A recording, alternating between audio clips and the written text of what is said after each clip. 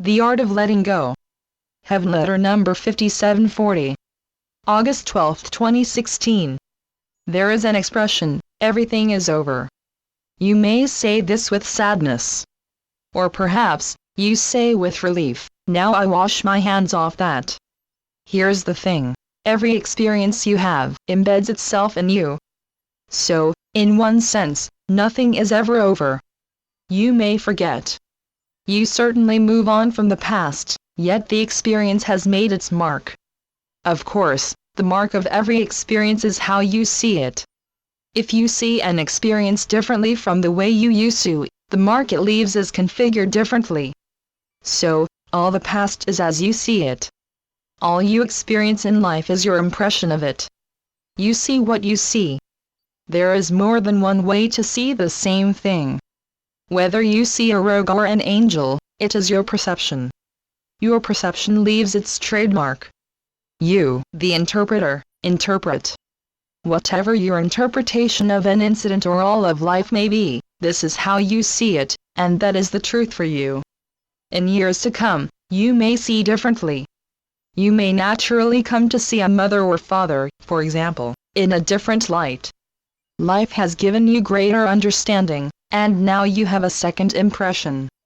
It is good to have gained understanding, yet this is not something you can command. You cannot wrest new understanding from yourself.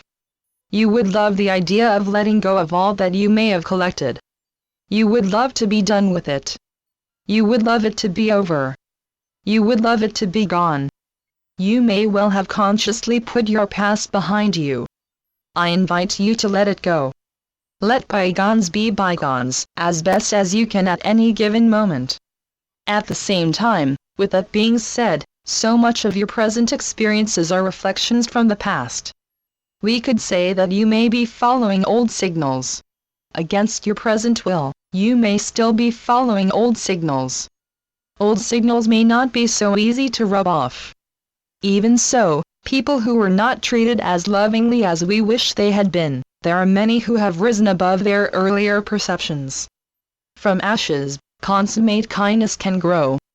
From impatience, patience can reveal itself. From anger, love can flourish. Even a rose has thorns, and, yet, a rose is still beautiful. So despite the marks of the past that remain, roses grow, and peace in your heart can also grow. All that you desire can grow.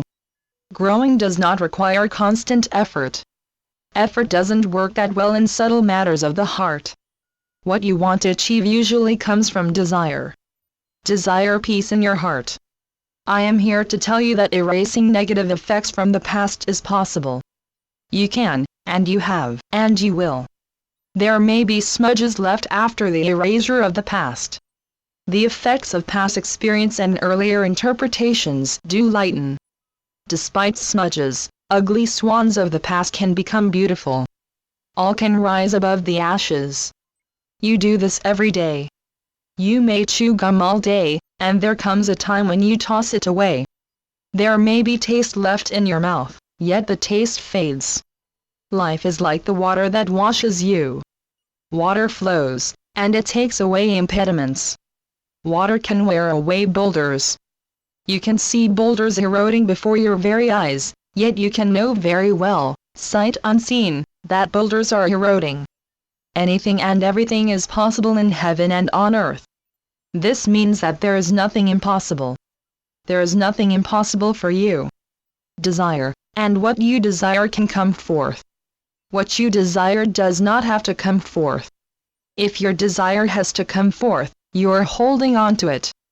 You can't let go by holding on. It is not that life owes you anything. It is that you can let your demands go as with the light stroke of a paintbrush, ever so gently. Life on earth is another name for the art of letting go.